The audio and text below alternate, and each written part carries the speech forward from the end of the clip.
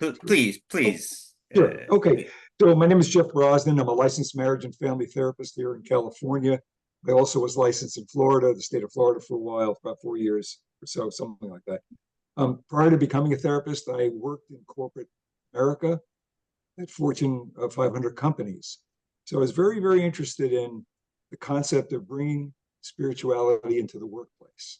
And part of the readings for the associate was the book Answers from Within by William S. Byron J., which I purchased this book because I was very fascinated by what he was writing in part of the readings.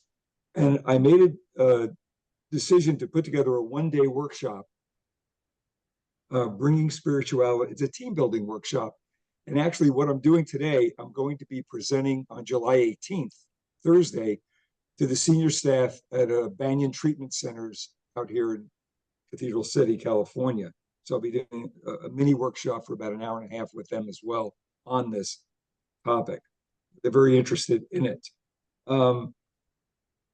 So the reality of it is that people come in, let's talk about a person's first job. And if you think back to your first job. Your first job may have been a chore around the house. You may have had to do something around the house, clean your room, put your toys away. You may have graduated into other chores, take out the garbage, whatever, go to the shopping, whatever it might be that you were involved in. And you may or may not have gotten paid for that employment. It was part of being part of your household and your family system. And if you think back to your first paid job or your first volunteer job outside of the house, please think back to that. When you first got there, was there somebody there to help you? Or were you just thrown into it? Or a mix of both? So I'm wondering from the folks that are here, can you recall your first job and your experience?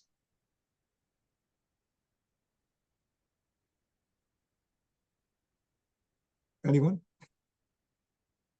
If not, I'll talk. Oh, please, doctor. Hi, everyone. Thank you. And please call me Elise. Like probably most of us are all in a similar kind of place, but thank you. It's great to be here. What came to my mind, it may not be the first job, it was definitely one of the very first jobs. And that is, I'm the oldest of four siblings. So when I was in third grade, I was tasked with making the meals for them, for their dinners and getting them home from school, et cetera, because my parents ran a restaurant and needed to be full-time there. So being, in charge of feeding these little humans was the first real job that I can remember. And I don't remember having a lot of help. I would have watched, I don't know where I learned how to do the cooking. I probably would have watched somehow, but I don't remember anybody, being by my side helping me do it, but that's what came to mind. Right. Interesting. Thank you. And I don't make any assumptions, but I'm wondering if there are other people participating today who had similar responsibilities growing up and really didn't think of it as a job. They may have thought of it as a chore. They may have thought of it as, this is what we do in our family. This is how our family system operates. And what a number of ways of looking at it. And the chances, there's something here in the United States, and I don't know if it's around the world. I have no knowledge. I'm ignorant of this. But there's something here where children get allowances on a weekly, monthly basis where they're given, it's like a token economy. We'll give you some cash for doing something around the house, mow the lawn, whatever it might be. And I guess that's the first paid job that a person has, whether they realize it or don't realize it. And then what do they do with their money? Your first job experience for pay or volunteer outside of the home.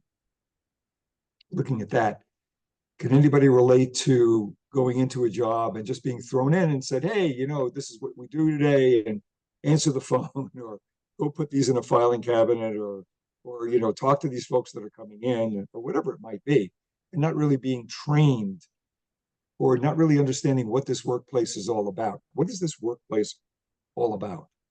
Has anyone had those kinds of experiences?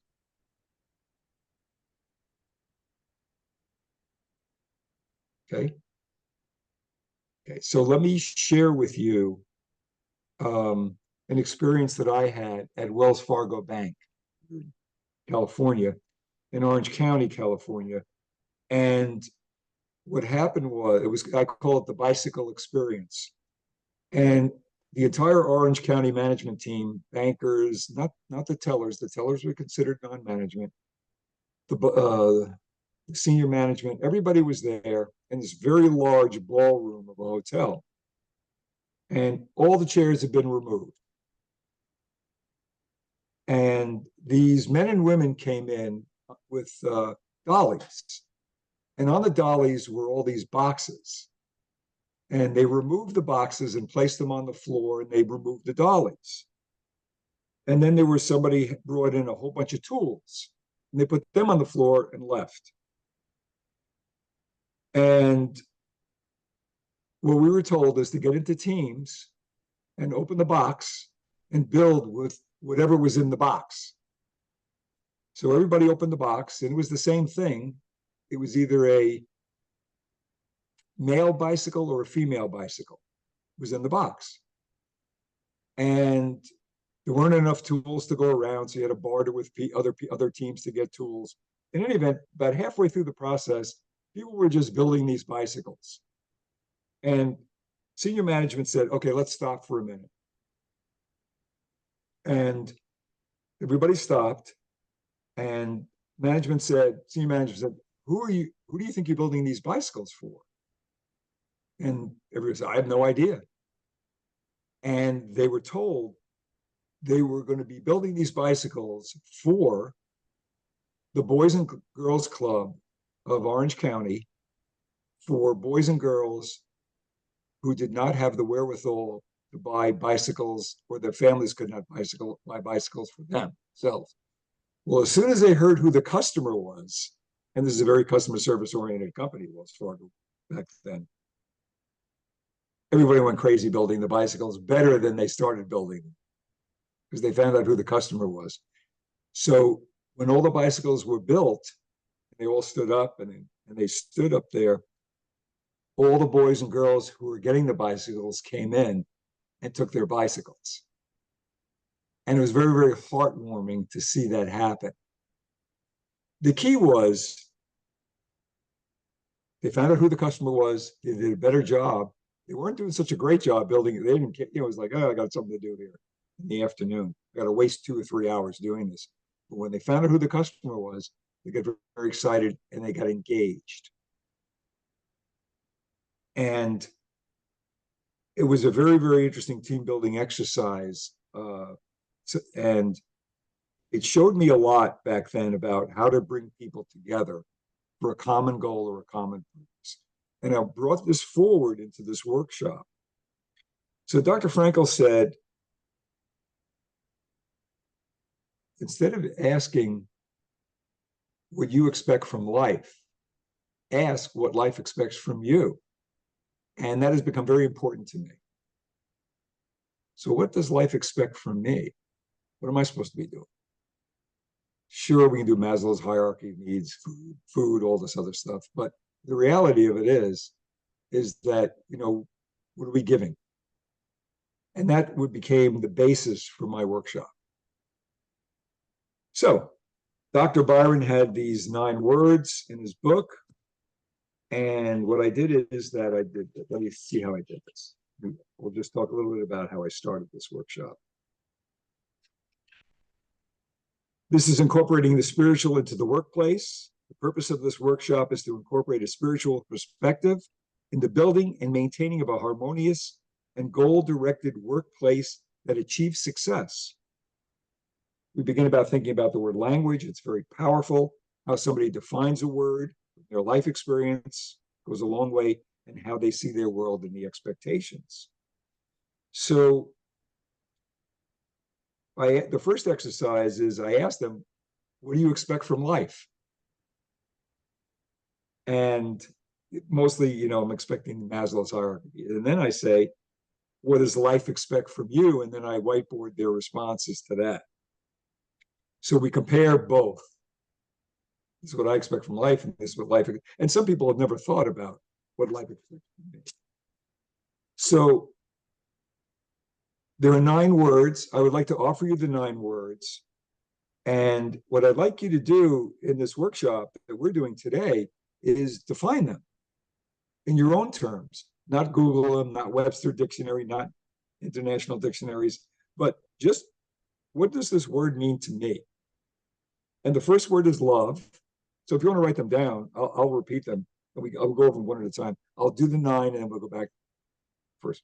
Love, joy, peace, patience, kindness, generosity, faithfulness, gentleness, self-control. So the 9 words are not love, joy, excuse me, joy, peace, patience, kindness, generosity, faithfulness, gentleness, self-control. One of the things that happens in workplaces is that people come in with an agenda. Everybody's got an agenda. The agenda might be, I want to just keep my job. The agenda might be, I want to learn something new. The agenda might be, I want to get promoted. The agenda might be, I want to meet somebody. I don't know. Everybody's got agendas in workplaces that are personal to them. There's no good or bad ones. It's just who people are. And what happens is that these things get lost. These 9 words get lost, even if they're never even spoken about.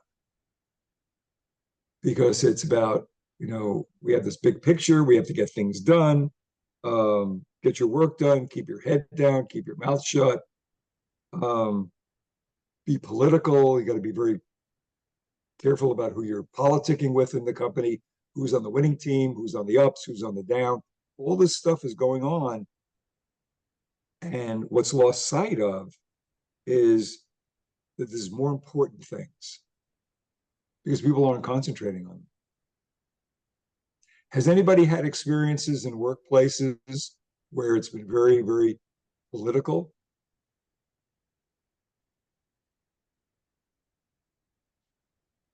And they've been places where it's been uncomfortable because of that.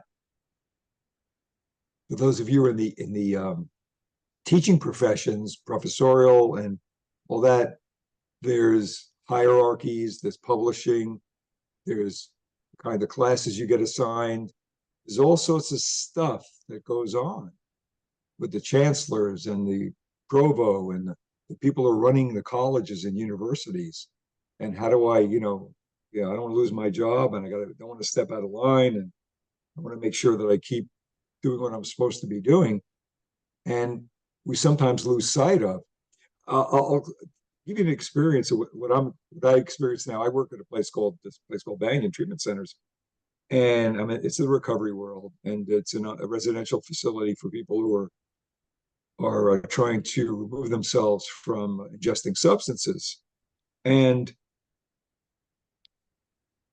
to keep the place going, you have to do the paperwork. And you have to do the paperwork within 48 hours, 72 hours.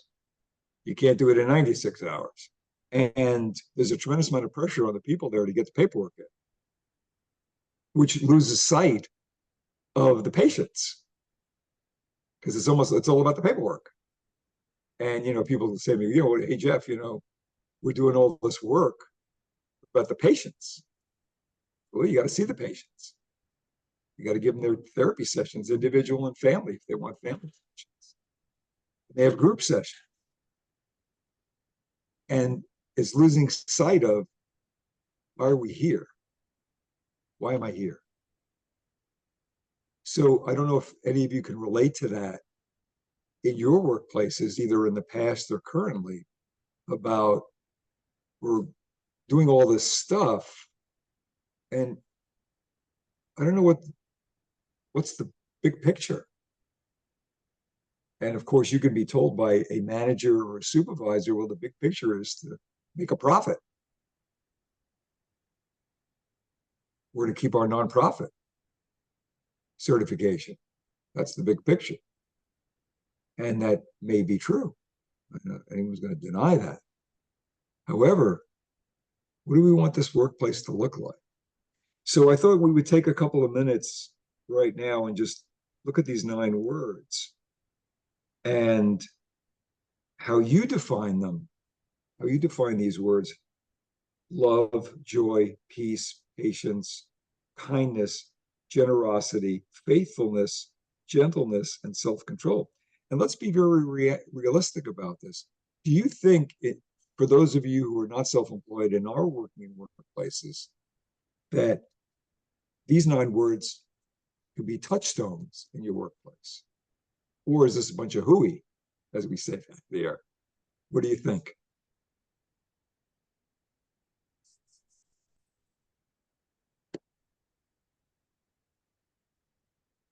Okay. All right. Yes, Dr. Francis. I was thinking about my workplace at the hospital where I've been doing a project for a number of years. And I work on the mental health team, the outpatient mental health team. And before that, I was working on the inpatient mental health team. So, and you would think, being a hospital, you would know about all of these words. That would be the core of what we do. It's a hospital, it's a health institute. And of course, in Canada, it's a bit different than the US, as we know, because healthcare is paid for by our taxes. So the other day, just a couple of days ago, I was talking to one of my staff, and they were talking about the new programs that the government has just paid for, that the ministry has just paid for. So we are creating these new systems, these new models, etc. And she said to me, she said, I think we've forgotten that we actually need to think about what love means in our work. And it really floored me because I was thinking about your presentation today, Jeff. And I started to think about, what does that word mean? What does love mean? I mean, beyond the intimate relationships and your family relationships, what does it mean? And just thinking about the definition of love, it means, it's the most meaningful thing that we do is if we come from an attitude of love for the other person. So I just wanted to share that I've been thinking about this. I've been thinking about these words, particularly that first one, love, because one of my staff who work at the hospital, brought this to my attention because there's a lot of change and we are forgetting the patient in the bargain. And then this is what this is all about, because let me just define how the workshop works. I give everybody the opportunity who participating in the workshop to define the words themselves. And then they meet in small teams or small groups, and they write down what they all said on a whiteboard or on paper. And they compare their definitions, and they make an attempt to come up with a definition for their small team. And then we meet as a large team, and then we take all the small team definitions and try to incorporate a large team definition for all the 9 words. And that becomes the workplace's credo. And what I recommend is that they put it on a plaque or something, or a nice colored piece of paper, and have it, word processed, printed, and it's at everybody's desk so they can see it. Maybe want to put a frame on it, whatever they want to do. Because this is how we operate in our team, in our large team. This is how we work. It's based on these 9 words, and we're not going to just do it and put it in a drawer or put a binder up on a shelf. Forget about it. And when each new team member comes in, they go through the exercise of defining the words themselves and then comparing, contrasting how their department has defined them. And again, there's no right or wrong definitions. And it's not to put somebody on the spot and say, well, your definition is wrong compared to how we do things. This is your definition. I think that's great. How do you see that fitting in with what we're doing to stimulate conversation with a new hire? And for somebody to go away that day, that first day, feeling, wow, I think I'm a part of something bigger. There's one other piece to this puzzle that I did some research on that I would like to bring to your attention. There is a new thing going on called the EX, Employee Excellence. And I've talked to somebody who's very involved in it at Airbnb, currently a consultant, formerly head of human resources for Airbnb. And what they did is they encourage every single one of their employees, and I think this is around the world, to volunteer, to get a volunteer job, whether it's one evening a week, one weekend, whatever it is, one day, whatever it is, to volunteer somewhere, which I endorsed. I was talking to this, and I used to work for this person, by the way, years ago at Best Buy company. And he was the head HR person. I was the district HR person there. And we continued a business relationship, or professional relationship. And I said, I really like what you're doing. How's it working? And he said, it is. And then the Gallup Corporation, I went on their website, and they have a whole bunch of stuff on the employee experience that they recommend that companies do. And it's all about engaging people from the very beginning and really making them part of something bigger than what they are. And it sounds, it could sound a lot of pie in the sky. However, I do think that it can be embedded into a workplace and have positive results. One of the things on Dr. Byron, Father Byron, I think it'd probably be a good idea just to see how he defined the words. So Dr. Byron defined love. These are all in his quotations, by the way. I'm quoting directly from Father Byron. Love. At bottom, love is a service and sacrifice. Your willingness to offer up your own true self for the benefit of another. For those of you who participated and wrote down your definitions, I think it would be a good idea just to see how compare and contrast Dr. Byron's, Father Byron's. Service and sacrifice. Offering up your true self. One of the things that comes up, or has come up for me in the past, is that people weren't being themselves in the workplace. They felt they had to be somebody else. They had to hide behind a facade and not be who they were for the benefit of everybody else. A lot of fear-based stuff. Joy. An inner assurance that your will is aligned with God's will, that you are favored, graced, and gifted beyond anything that you could merit on your own. Before I go on, there is the disclaimer in the beginning that I speak to that this is not a religious discussion. This is a spiritual discussion. And this is not about organized religion. And whether or not you have a belief in God, a higher power of the universe, is your own personal thing. And what I do with my patients in the morning is I ask them to define how they are mentally, physically, emotionally, and spiritually every morning. And I say the most important thing for you to write down is whether you're spiritually connected or disconnected with God, a higher power of the universe. And it's okay whether you're spiritually connected or disconnected. That your business, just know what you are. That's the most important thing, is know thyself. And then make a decision whether or not you want to become more connected. And as we get into more sobriety from their addictions, they want to become more aligned with their spiritual side. It's fascinating. Peace. Peace is actually tranquility. Those who retain their emotional balance and agree to disagree can live in harmony. And one of the things that comes up is it's all win or lose. This is a win-lose proposition. I win, you lose, or you won and I lost. And I think what Father Byron is saying here in his quotation is, I'm not, and when I talk about marriage, I do marital counseling, I talk about the fact that the most important word in your marriage is compromise, whether you like it or not. And everybody laughs. But the reality is that how do you retain your emotional balance? And you can agree to disagree. That it's okay. I respect you, and you respect me.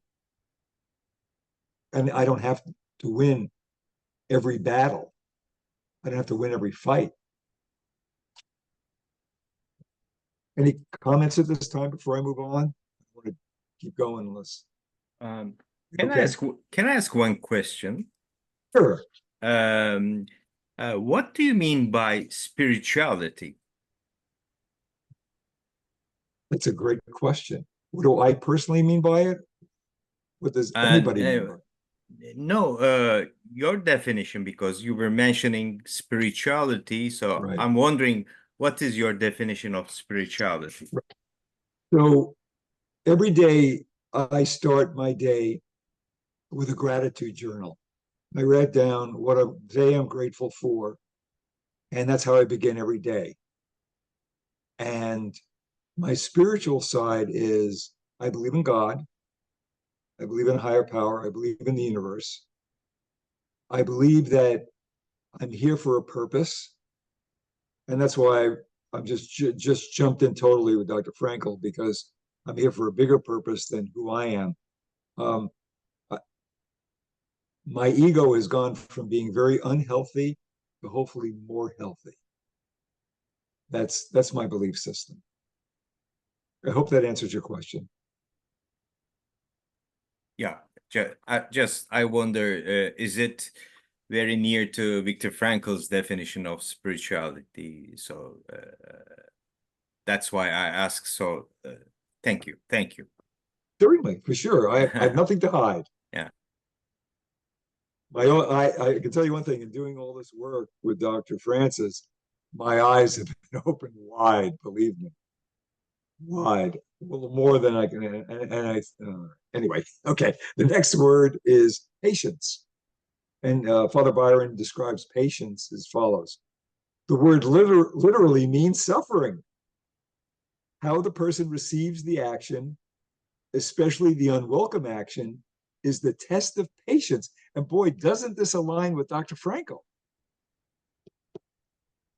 The word literally means suffering, to have patience and not want an answer, instant gratification, and to step back and to really look at this, and maybe something is going to happen that's not going to align with you. Can I have patience through this? Do I have to have it my way or the highway? All or nothing at all?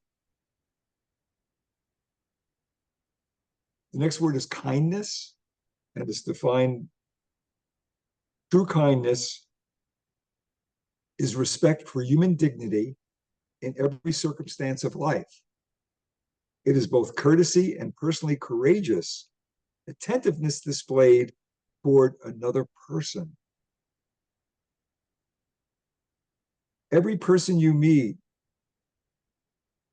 is a miracle. And when I was doing a private practice, I would say to people, when they came into my office for the first time, I would say, I want you to know that I'm not a religious person.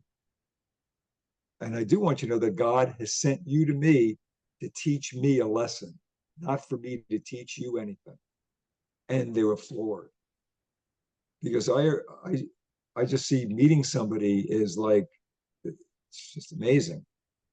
And yesterday I was doing we call it a biopsychosocial with a brand new patient, very intelligent individual, high level jobs, and his downfall was alcohol. And the second part of his downfall was he's been in prison a few times for fraud and things of that nature.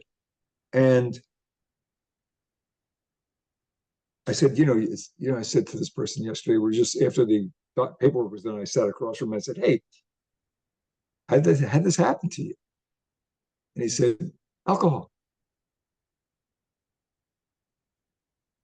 And I talked a little bit about the work that we could do together. And he said I said, I want you to think about this and see if this is the kind of work you want to do, and I'll see you Monday. And it's treating this person with kindness, with respect, and dignity. And unfortunately, he has an alcohol addiction, which has caused a tremendous amount of wreckage in his life. However, he's still a human being. And he still deserves to be treated as such, with kindness. Next word is generosity. True generosity demonstrates the truth of the dictum that virtue is its own reward. Isn't that interesting? To be a virtuous individual, giving of myself to someone else without being asked, offering without being asked or requested. And how did that make me feel?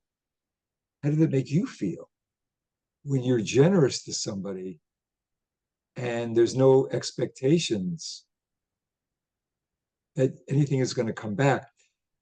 One of the other things that I speak to in groups are transactional relationships versus emotional relationships. And I say to them, most of our relationships are transactional. We go to a grocery store, a food store, we go to the bank, we make a deposit, withdrawal, we go to the dentist, we go to the doctor, go to Amazon, go to the movies, whatever you're doing, Netflix, it's a transaction. And we're spending so much of our time on transactional relationships that the question I ask them is, are you losing the fact that your emotional relationships need to be nurtured? They're the most important relationships. Your transactional ones are, unfortunately, not as important as you're making them to be. This whole quid pro quo thing. One hand washes the other. I'll do this for you if you do that for me. When the reality of it is that the most important, if I give of myself without expecting anything in return, that's how I feel. Faithfulness. Faithfulness is derived from friendship, trust, and the security derived from commitments kept. I've been faithful. I've been a friend. I've been trustful, trusting, and I've kept my commitments. I'm a person of my word. I'm a person of my word. And I think Dr. Frankl talks about, I believe this, he talks about this, and please correct me if I'm wrong. He talks about living a decent life versus living an indecent life. And faithfulness, I think, is about, I think I'm going to live a decent life. I have choice here. Or I could be faithless, live an indecent life. Like that. Okay, moving along to the next word, gentleness.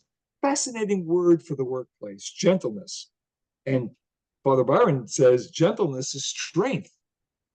The gentle person is neither insecure nor arrogant. He or she is self-possessed, in quiet control of the self and the surrounding situation.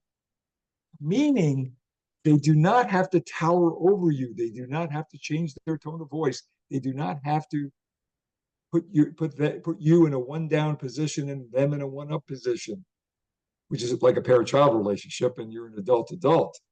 And there's a tremendous amount of strength that what you see here, what you see is what you get. This is who I am. This is what I represent. And this is what this is all about. And I don't have to bully you. Yesterday, I was challenged. It's fascinating. I was challenged yesterday while I was doing a group. And this individual had just started the day before yesterday. And has been in several treatment programs and has not been able to work through his addiction. And first question was, who are you? I said, well, I'm Jeff Brosnan. I'm a licensed marriage and family therapist. And I do groups here and I do some therapy and things like that. Oh, okay.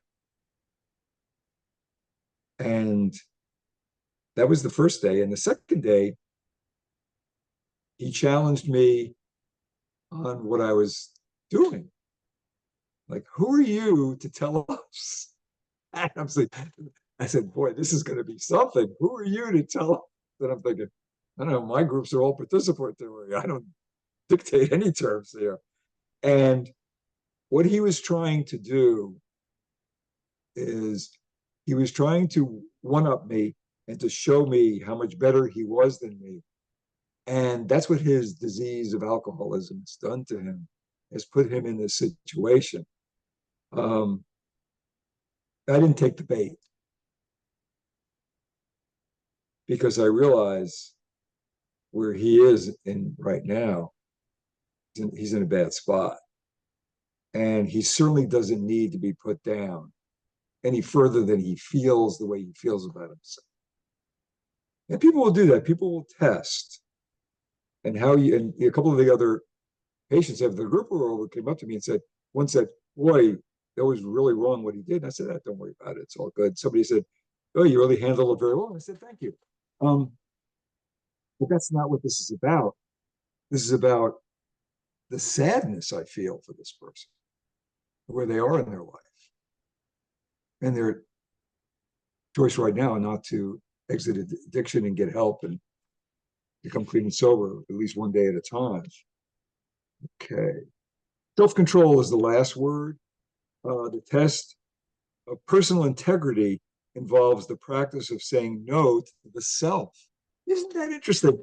Not saying no to somebody else, but to say no to me. I say no to me. And that's personal integrity. There's the test. So I'm going to say, I'm not going to do this. I'm not taking the bait. I'm not going forward. I'm not going to go down that rabbit hole with you.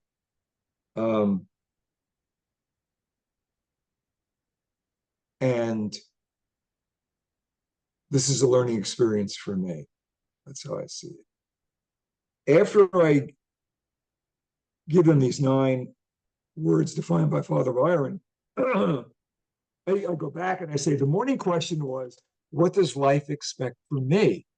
And then I say, what are the correlations between the question and the 9 words? So I asked them to take Dr. Frankl's statement, what does life expect from me, and compare that statement to the definitions of the 9 words. And what I'm attempting to do, and I don't know if I'll be successful, and who knows, is to get people to really think in a bigger picture about themselves. What does life expect from me? And if I can do that, if I just get one person to do that, I will be successful. That's how I see it. So let's see what else.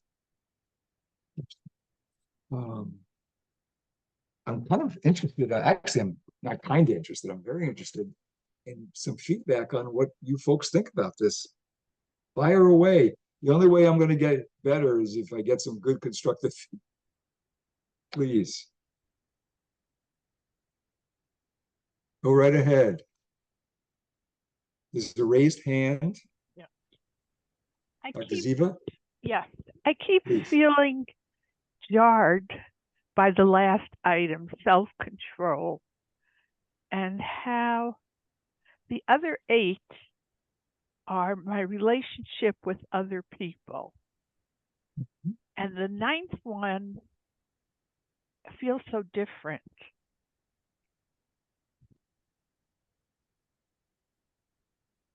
Think back to your past, this is a general question entirely. When you were in a workplace, no matter where you were working, and you were with peers, subordinates, or superiors in the workplace, and something came up that you didn't agree with, and the time or place to react or respond to that disagreement may not have been then. However, somebody did. And they just said, let me tell you what's on my mind. And they talked about what was on their mind, positive or negative. And other people started to feel uncomfortable. So the self-control piece, a tool I offer my patients is the pause button, like on the remote control. And what I say to them is this: you have a choice. We have choices as human beings to react or respond to stimuli that's presented to us. So we can choose to react to the stimuli, or we can choose to respond. Take a minute and ask myself the question, what's coming up for me? Am I being triggered? Do I have concerns here? Is this the right time and place for me to say what I want to say? Do I need to hold this for a while? Do I need to think about it? And I think that's where the self-control comes in. I think it's almost like hitting that pause button and stepping back and saying, okay, I know what's going on with me about this. Maybe other people are feeling the same way. Maybe nobody is. Jeffrey, I'd like to ask you about, do you, these 9 words, this specific list of words and their context, are you aware of where they come from originally? I think Dr. Byron talked about where he got them from. From the New Testament, Galatians chapter 5, verses 22 and 23, from the Apostle Paul. There you go. For the fruit of the Spirit are love, joy, peace, patience, kindness, goodness, gentleness, faithfulness, and self-control. Against such things there is no law. So maybe it brings the context in a little more strongly. Plus, it talks a lot more about the meaning of about self-control. And I do think that since we talk a lot about self-transcendence and I use the word self-denial a lot, but that's much more of a Christian word, I guess, than a logotherapeutic word. And I did not mean to necessarily bring religion in per se, but it does raise 2 questions for me in this context. One is that Paul is talking about the fruit of the Spirit, and we're talking about spirituality. And 2, do the words lose their value if they are taken a bit out of context from their original meaning? Or at least, are we co-opting them in a different way for the purpose of logotherapy? I had no answers for you on either question. I'm not as well versed as most of the people in this room, so I don't think I'm the appropriate one to answer those questions. So I would turn it over to more expert people to do that. Excuse me, I was Tom enlightened that I was going to ask, why did you restrict it with 9? For example, what comes to my mind: justice, courage, integrity. Responsibility. Why to restrict? Because when I listen you, it is except as Ziva stated, except self-control. It is all, even self-control is all about the relationships. And great Martin Buber, in his seminal work, I Thou, define, instead of restricting it, knowing the difference between relationship between I, it, and I, thou, gives more freedom, and life asks infinitely many questions. So why to answer it? Why to restrict it with 9 virtues? Let me say, that's my question. I'd like to answer that question by saying why I don't think we should restrict it to 9 words. I think if you work in a team in a workplace and they want to have 10 words or 12 words, it's about what is meaningful to them. Maybe they look at these 9 words and they say, you know, we only want to use 6 of them or 5 of them, and we want to add 2 of our own. I don't think that's a problem at all. In fact, I would encourage that. And what I really want is genuine feeling, genuine belief that this is what we stand for. And I think that's great. And I would endorse it. Yeah. I think Muhammad had his hand up. Mhm. Where's Muhammad? Yeah, Does he want to speak? Please. good evening or good morning, depends on everyone's location. I'm sorry, I'm not playing the video because I have internet issues, so it might be easier to go with the sound only. So I am a psychiatrist and I work in a hospital, maybe 300 or 3,500 actually, employee hospital. And recently I'm assigned to plan for burnout program or burnout intervention. So I've been reading and looking here and there about possible burnout interventions, and I came across many suggested interventions, even diploma theses done about burnout and logotherapy. My question would be, while considering incorporating spirituality into a workplace, what are the roles should we pay attention, in your opinion, the role of the managerial level and the C-level of management, the higher levels of management, because meaning is not, at the end of the day, we need a concrete meaning, meaning of each moment in work. So we cannot only go by asking people to do more spiritual stuff or even religious stuff. We need to allow that to happen in real work. So any ideas about the role of higher management, as I've seen in many research, it's proven to be more impacting the well-being and spiritual well-being even of the employees if the higher management were involved in the intervention. Thank you. Great question. Yeah, to have something like this endorsed by higher management is very, very important. They have to believe that this would benefit their workplace, their teams. If it starts, it has to start from the top to be successful. If not, it'll just be seen as the flavor of the month. And there's 2 ways. I look at things 2 ways with folks in the workplace. Some people are very interested, and some people are very committed. And some people vacillate back and forth between the 2, being interested, being committed to their work. And again, it depends upon their agenda, what's going on in their life. And I guess it all sounds good. It sounds good.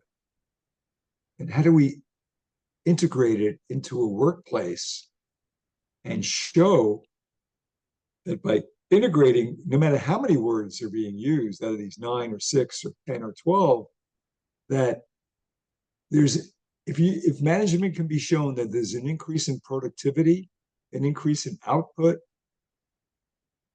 they'll buy in. because to them, it's the bottom line. How they see it is all P&L, profit and loss. And they see it statistically through numbers. One of the questions that comes up for me is, why do so many people leave their jobs? And people join companies, corporations, schools, universities. And the Gallup Corporation, in my work with them at both Best Buy and at Wells Fargo Bank, said that people join companies and they leave because of their managers. I want to join the Wells Fargo Bank and I want to become somebody there, whatever that position is. And then I get a manager who is really like terrible. They're a tyrant or whatever it is, or they're not connected or whatever it might be. And this is an unhealthy workplace for me. So I leave. I look for another job and I leave. And there's all this turnover and all this churn. And I wonder about that, about what Gallup says. And I wonder if any of us in this room have experienced going to work for a place and had high hopes and was very excited.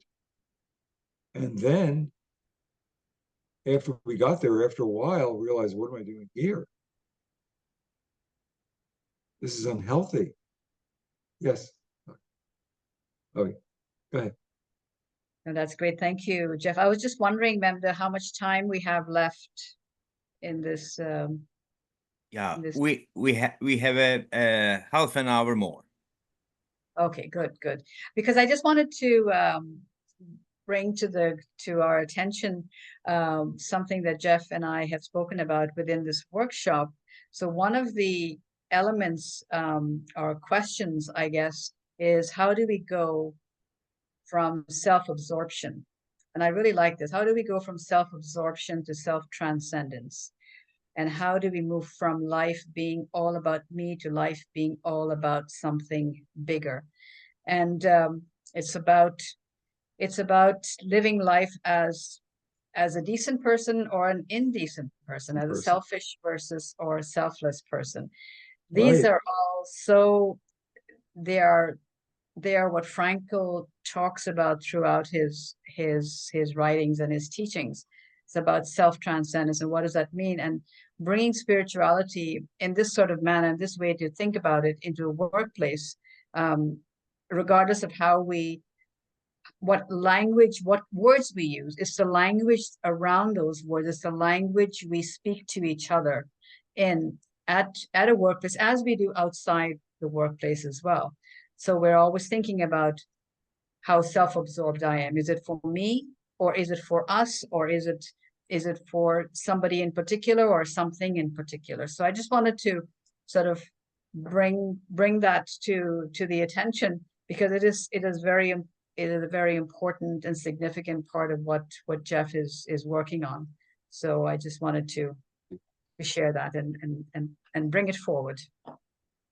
And thank you for that, because that was the bigger picture, and I neglected to mention that. So thank you for that. I really appreciate it.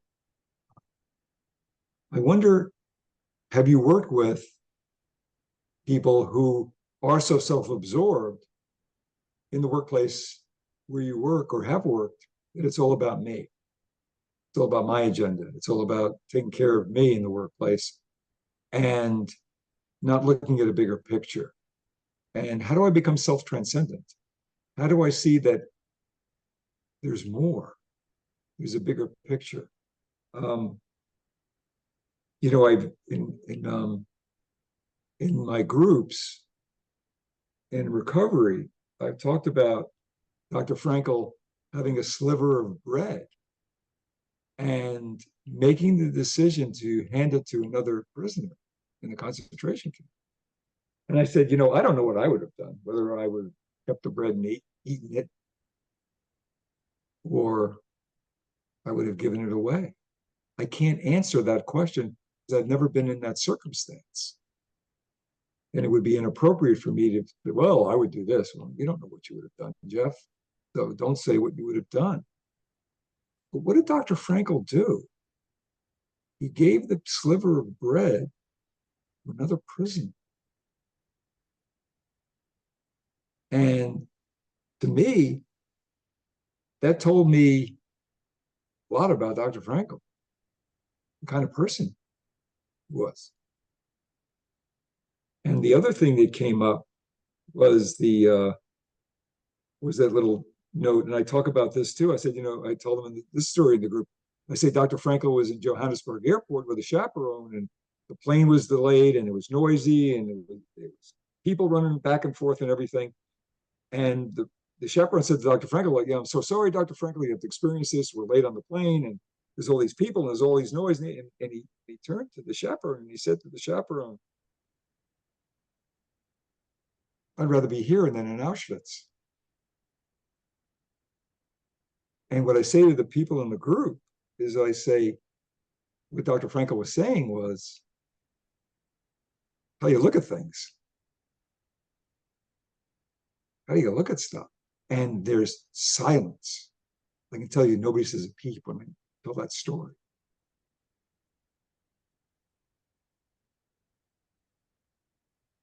Because they realize, where would I rather be?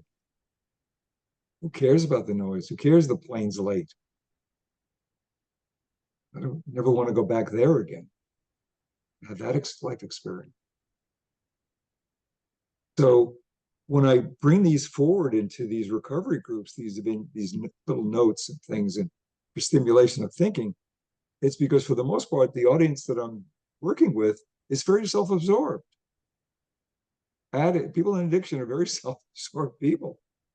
And if I can just move it a little bit, just a tiny bit, to get them to think about a bigger picture, they may do amazing things with themselves. And there's Dr. Frankl right in the middle of all this.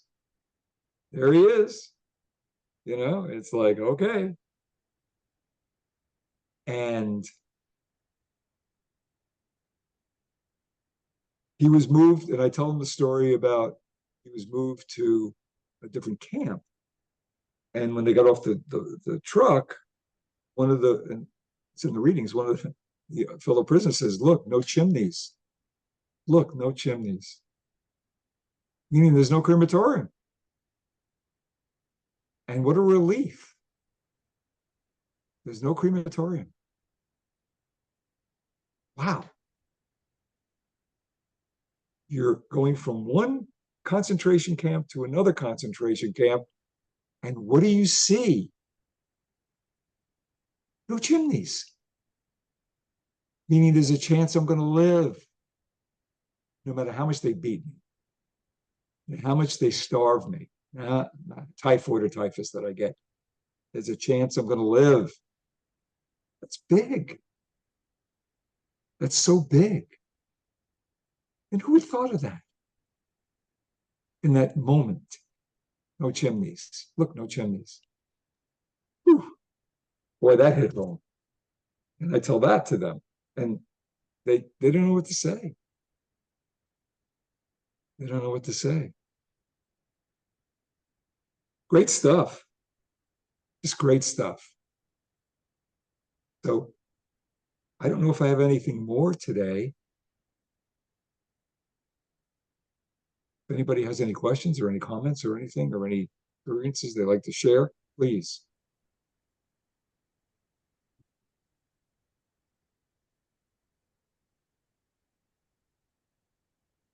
Jeff, thank you very much. That was incredible. I really appreciate your presentation. And I also appreciate that we are going to continue working together. And I can't wait to get into the rest of the stuff that you are doing. Jeff is actually putting workshops together using Man's Search for Meaning and the Doctor and the Soul's chapters from those books and creating workshops around them. Similar to what he's done regarding bringing spirituality into the workplace. And I really appreciate it. Thank you so much. It's kind of a unique way of working with Frankl's work. It's a unique way of applying Frankl's work to the workplace, something that we can take outside of our workplace as well, and giving and thinking about it from a wider perspective. So thank you very much, Jeff. I appreciate it. Thank you. It's been an honor, believe me, from my heart. Thank you. Thank you, everyone. Thank you. I mean, we're happy to answer questions, or Jeff, I'm sure, is happy to answer questions. Any comments or anything to help them progress and help us progress our discussions and more to think about. I mean, we'd be happy to hear it. Can I come in, Doreen? Hi, Shalini here from India. Hi, Shalini. So lovely to see you. Shalini is also one of my students, and and another incredible person coming from Pondicherry, India. New Delhi. Am I right? From New Delhi. New Delhi. New Delhi, India. So, you know, spirituality for me, as we've discussed very often, Doreen, is I think for me, it's something more than being just human, than just being a being.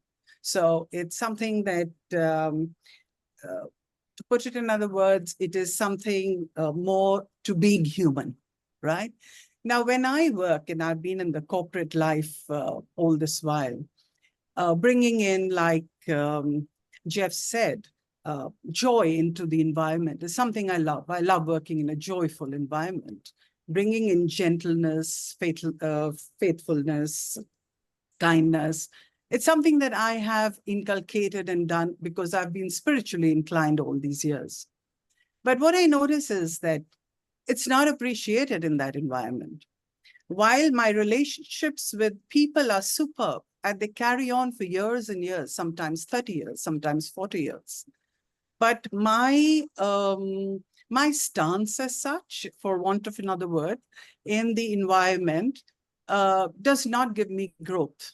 Hence, I shift from one job to another because, like what happened in the latest one is that a new, it's a big company. I was CEO of one department, another CEO came in. With him came in usage of wrong words, being mean to people, not understanding their needs. And he was appreciated more, and all my qualities were not. So while I have superb relationships still with the owners, with everybody else, because I don't want to be in a negative environment, and I feel that I can do much more and much better in another environment, I tend to leave. And like I've been telling you, for 3 years, I've been telling you I want to leave the corporate life and I want to get into logotherapy here in India in a big way, because I see this happening to a lot of people. When we talk, it's happening to a lot of youngsters who are entering. It's happening to a lot of us who've been in the industry. Like I've been in the aviation industry now for about 35 years. So it's happening to all of us. And I see all these tenets disappearing. All the values that Viktor Frankl has spoken about, they are all disappearing. And all the values which are aggressive coming in, and they're working. So it leaves me in a bit of a dichotomy as to what am I doing wrong? Where am I going wrong?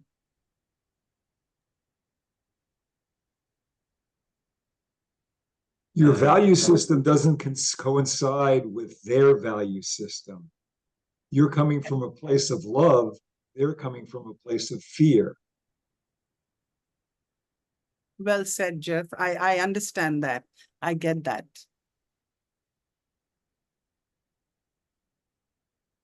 May I comment?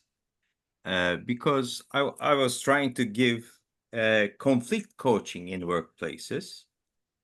And while searching, I've come across a mediation style, transformative mediation, and it's been developed by a law professor in Stanford, Baruch Bush, and I got involved with their trainings, and he was influenced from Viktor Frankl.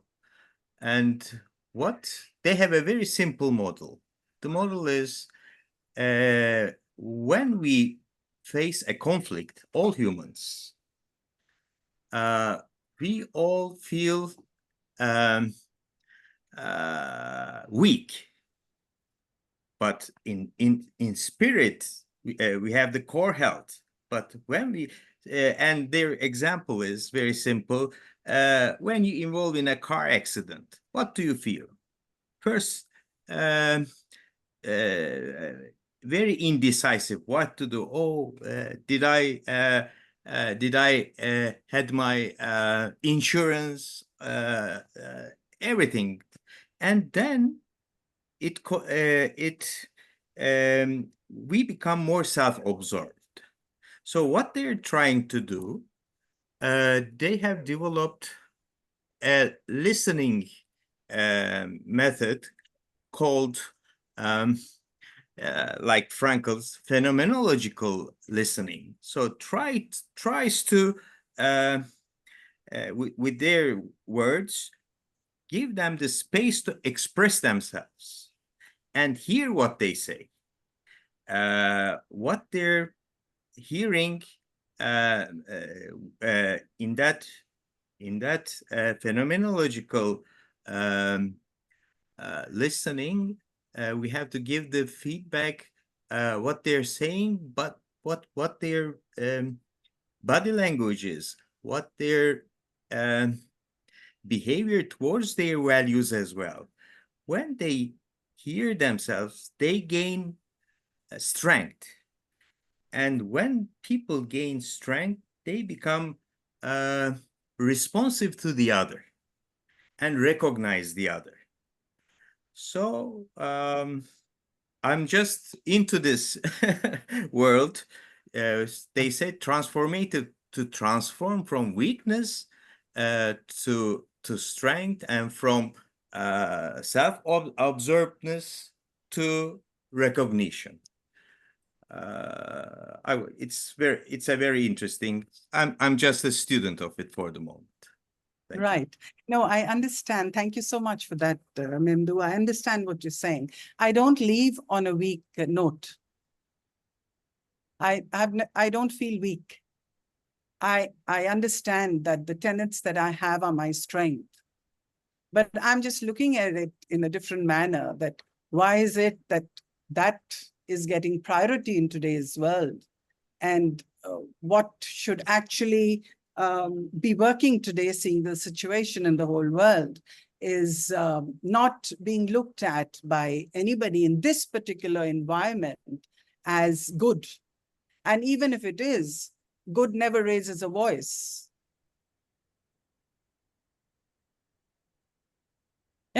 Just something I thought I'd share and maybe get answers. Thank you so much for that, Jeff and Memdu. And that's something, Doreen, we can get into when we meet next. Absolutely. It brings to mind that, yes, I agree. I agree with what you're saying. I agree with the comments. And I certainly am with Jeff for doing this project, getting us to think from a wider perspective in the workforce. But even in my 47 years of working in the field, mostly in hospitals and in my private practice, and knowing the Frankel Institute for more than 25 years, I think it comes down to, again, what we face in life. And it comes down to that attitudinal element that is so difficult for each and every one of us, I think, as human beings, to have that attitude that Frankel talks about. I think front and center is his teachings on attitude, the kind of attitude we have towards what faces us, whether it's a nasty boss, or the CEO of our company, or it's our manager. And I'm thinking about a lot of the experiences that I've had in hospitals. And I'm thinking, this is supposed to be a mental health institute. You're supposed to care about us as we are caring about you and the patients that come through, and the clients. But that is what is facing me. So to make it kind of from my perspective, that's what I face. How do I respond to it? And I'm telling you, the study of attitude has been my favorite. And I'm not saying that because it's been painless. It has been extremely painful, because I keep asking myself, how do I have an attitude that is going to be not just about me, but about the environment, sort of. So to say, to use Frankel's word, self-transcendent, it is difficult, but I think that is our life's journey, because the core of all these teachings, Frankel's teachings, is attitude. How do I, what kind of an attitude do I have towards my manager who is condescending, who is egotistical, who is, who wants just to collect the statistics and not care about the effectiveness of a program or a service, for example. So, and it boils down to, talking about self-care and not actually paying attention to what that means. So we have all these workshops on how to care for ourselves in this very stressful, highly anxious workplace, highly traumatizing workplace, people coming with complex issues and complex trauma. But do they actually care about my welfare, or the welfare of the staff, or the welfare of the employee?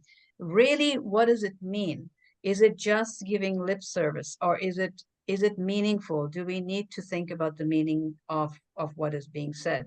So I think it's about attitude, because just to kind of state the obvious, we cannot change or we cannot force other people to love us. It's about the attitude and the love that we extend and what we have for ourselves and others that takes us from that self-absorption to self-transcendence. And I'm telling you, and all these years of working, I found it difficult, but I keep on the journey, and one day maybe I will get it fully. But right now I'm still a student, as well as Memda says, I'm still a student, and I'm still learning to kind of master these concepts that are so beautifully stated by Frankel. But this is life, isn't it? It's not painless, it's not suffering less, it is full of it. And that's why we journey, that's why we trudge through our journey and our life. Yeah, I'm growing all the time. Thank you so much for that, Doreen. Any other comments? Yeah, Tom has raised. Thank you. So, of course, I'll state the obvious. I'm a Christian minister, therefore, obviously, my card's a little different. I am not a logotherapist. I do not do therapy. What I do is noetic care, noetic counseling, and not therapy. I don't prescribe drugs. I don't see people. Actually, I do see members, but I don't do it that way. So what I'm talking about is a little different, of course. And what I try to do very carefully is maintain that separation, that clear understanding that I'm bringing a psychology to my theology, to my practice here. And so, of course, now I've worked out in the real world, so to speak, and I've had jobs where, it's all about the bottom line. It's about who turns a profit, who does this or who does that. I totally understand how studying Frankel's work helps us to deal with that as an individual. My question to the whole group actually is,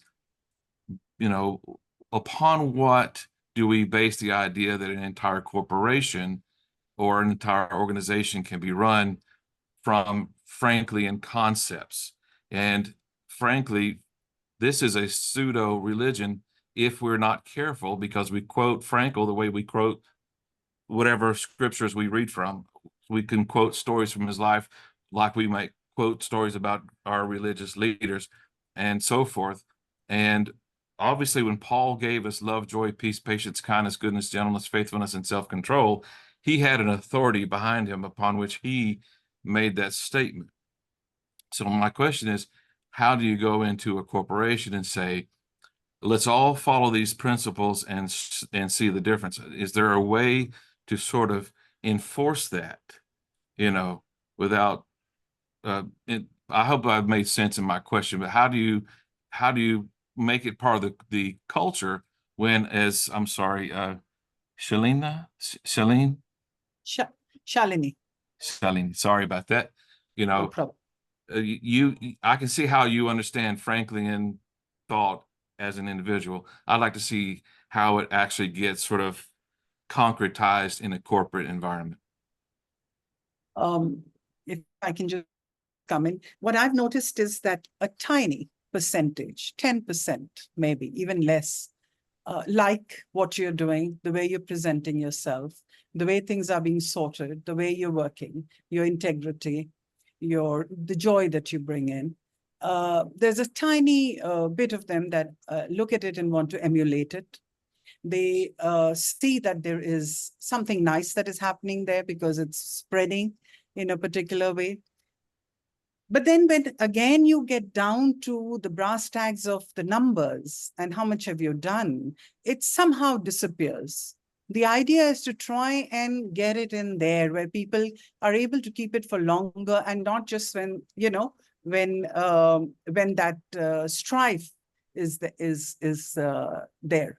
So when the strife comes in and suddenly everybody forgets all kindness to each other, they forget all joy, they're hassle, they're no more in the space that they were a little earlier. So it's what I was doing was that every morning at 9 o'clock, I was having a 15-minute call with all my pan-India staff. And in that 15-minute call, all I asked them to speak about was how they were feeling about the day. I didn't talk about numbers. I didn't talk about, what are they going to do? How are they going to get in the numbers? Those 15 minutes were only about how they're feeling. So that, I think, helped largely in making them feel more comfortable and confident when they went out during the day. But I think there's a lot, obviously, that is required to get that moving.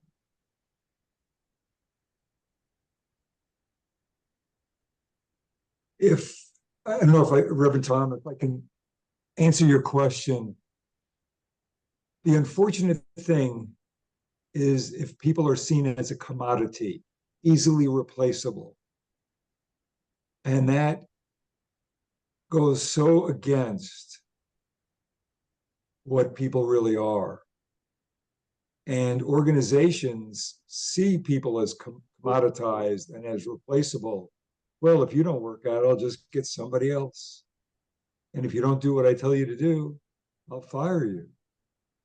And the dignity and the self-worth is shattered when people are treated like commodities. And I don't have an answer for the question of how do you get corporations to not only at least acknowledge this workshop or something along these lines, whatever, and move towards a more humane approach. Because what's put out there is the opposite. Right. And what's put out there is negativity, not positivity. Why do people go to church or a place of worship? And everybody goes for a different reason.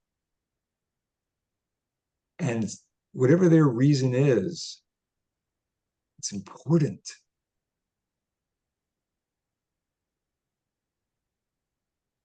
And for those who don't believe, I respect that. That's their choice. There was an old expression from World War I think, was that there are no atheists in foxholes. And I wonder how, I don't know, I wasn't there, so I don't have the answer to that question.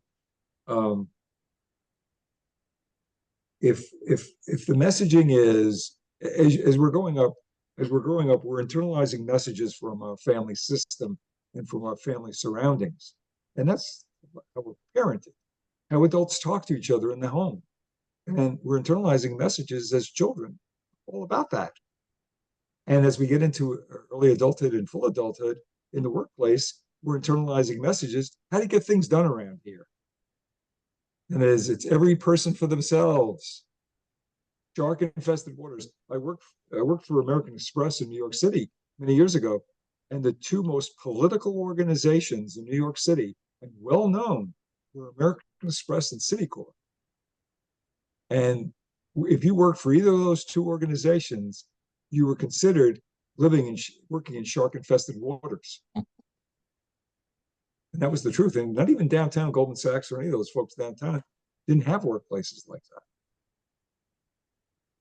And how did we get to this? And what's wrong with a faith-based? Yeah, what's wrong with a faith-based community? What's wrong with that? I don't see anything wrong with that, by the way. I'm just throwing the question out. What's wrong with a faith-based community? What's wrong with, I'm not saying to put your religion on somebody in the workplace. What's wrong with a spiritual workplace? Or even a faith-based work?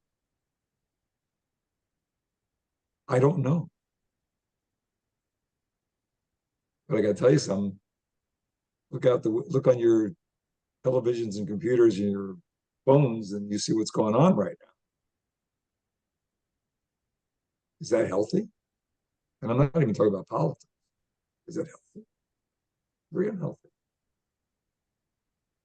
Okay, so I'm done. I'm done proselytizing. That is great. I just want to put out there and remind us who are part of this logotherapy family that this is the question, right? We're not questioning what life is bringing to us because it's all kinds of stuff, all kinds of words, all kinds of languages. How are we going to respond to it? It is our journey in logotherapy, I think. So that's why it's so important that we keep doing the work that we do, that we keep talking the way we do and think about our language and keep loving each other. And this is the work that we are about. So just like to remind us all that logotherapy is needed. We need to know what meaning means. We need to know what purpose means. We need to know that we have a purpose as beings, as human beings, and that each one of us is a unique human being. So just wanted to share that and remind us all. Thank you. And I thank you, Jeff. Thank you. Thank you so much. And I want to thank Memdu also to always doing such a great job in organizing these logo chats. I think they are needed so much. Thank you so much. Actually, I will be uploading this, the recordings into the Institute's webpage in a couple of days. Thank you. Thank you, everyone. Thank you. It's lovely to see everyone. Ziva, it's lovely to see you as well, and everyone else. So thank you. Hope to see you again soon at our next logo chat. Thank you. Thank you, Jeff. Thank you all. Bye-bye, everyone. Bye-bye. Good night.